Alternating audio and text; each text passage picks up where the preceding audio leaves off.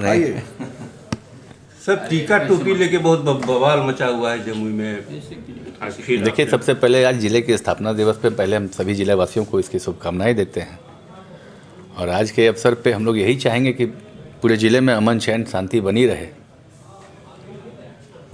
टीका टोपी का क्या मामला है? बहुत जोर पकड़ा हुआ है। आप कह रहे हैं कि मीडिया मेरे बयान को तोड़ मरोड़ के पेश किया है। नहीं, टीका टोपी का बयान पे कोई ये मकसद नहीं है। हमारा ये कहना है कि हम खुद टीका लगाते हैं और जो टोपी वाले हम उनका भी सम्मान करते हैं। तो टीका हम लगाते हैं, इसका ये मतलब थोड़ी कि हम टोपी को अपमानित करें। टोपी का भी सम्मान है, टीके का भी सम्मान है। लेकिन जो लोग ये दुष्प्रचार कर रहे हैं कि रविवार को हम लोग हनुमान चालीसा पढ़ें कि नहीं, तो बिल्कुल पढ़ें। हनुमान चालीसा रविवार क्यों, 7 दिन पढ़ना चाहिए, 30 दिन और 365 दिन पढ़ना चाहिए। हम खुद पढ़ते हैं।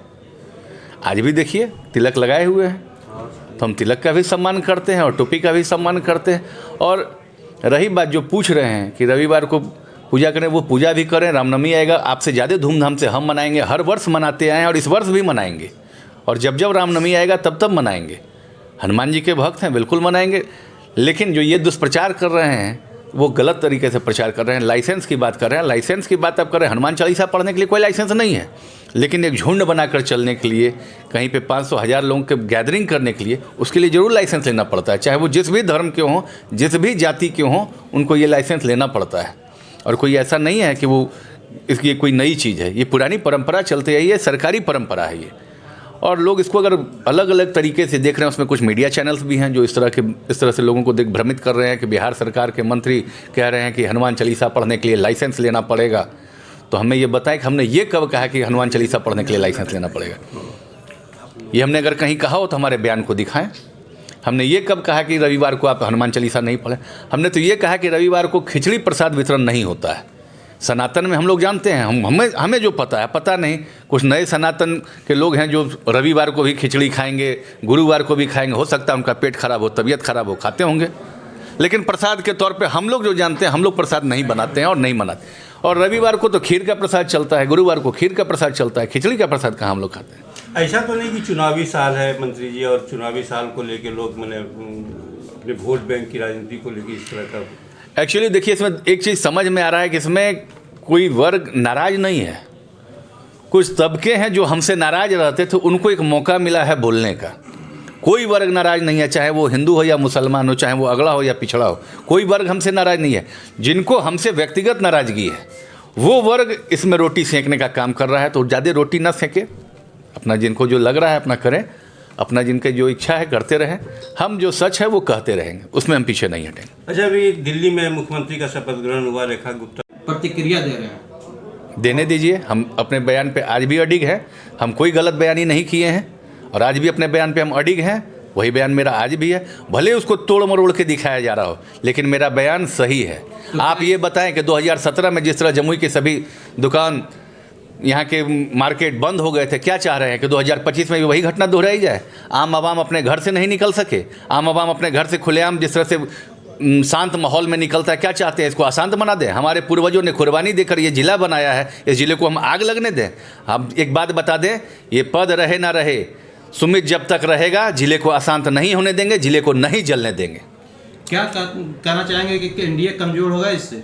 क्यों कमज़ोर होगा एनडीए? क्योंकि सभी लोग प्रतिक्रिया दे रहे हैं। क्यों? एनडीए का तो एक नारा है, सबका साथ, सबका विकास और सबका विश्वास। तो हम सबके विश्वास को लेके चल रहे हैं, तो कमजोर कहाँ कर रहे हैं किसी? आपके क्षेत्र में भी कुछ भाजपा के नेता हैं जो आपके बयान को निंदा कर रहे हैं। देखिए, वो भाजपा के नेता कम हमारे विरोधी हैं।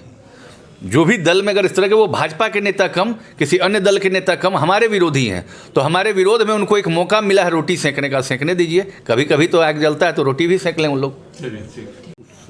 समारोह में शामिल नहीं हुए। अब आरजेडी कह रही है कि वो इसलिए शामिल नहीं हुए क्योंकि वो महागठबंधन में आने वाले हैं।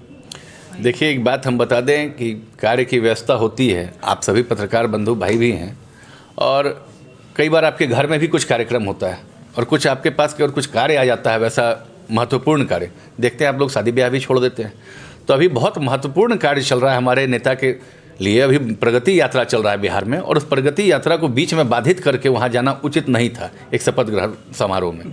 शपथ ग्रहण समारोह हम लोग यहाँ से भी देख सकते हैं, इसलिए वैसा कोई हम जरूरी नहीं समझते, और इसको कोई भ्रामक बातें ना फैलाएं। लोग तो विपक्ष का काम ही है कि उल्टा पुल्टा बोलते रहना। आज नवादा में तेजस्वी का कार्यक्रम था, वहाँ के 2 विधायक उस कार्यक्रम से नदारद दिखे, क्या संकेत दे रहा है ये? देखिए अभी 2 ही दिख रहे हैं, ऐसे आने वाले समय में कई विधायक नज़ारा दिखेंगे उनके। टूट फूट तो आरजेडी टूटने जा रही है।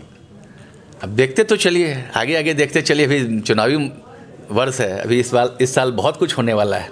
अच्छा, मीडिया में एक खबर ये भी आ रही है कि मंत्री सुमित सिंह ने इसलिए अल्पसंख्यक का साथ दिया और इसलिए का पक्ष लेके अपना बयान दे रहे हैं कि हो सकता है कि आने वाले विधानसभा चुनाव में वो महागठबंधन या आरजेडी से चुनाव लड़ जाए। कैसे, ये कौन कह रहा है? ये हमें ये बताइए, ये कहाँ से ये खबरें आ रही हैं? आप देख रहे हैं कि हम अपने नेता नीतीश कुमार जी के कितने चहेते, कितने दुलरुआ हैं। उन्होंने सब कुछ हमें दे रखा है और हमने पहले भी कह दिया कि चाहे जो हो जाए हमारा फैसला नीतीश जी के साथ था, है और रहेगा। और हमारे नेता नीतीश कुमार जी जो फैसला लेंगे हम उस फैसले में उनके साथ हैं। आपके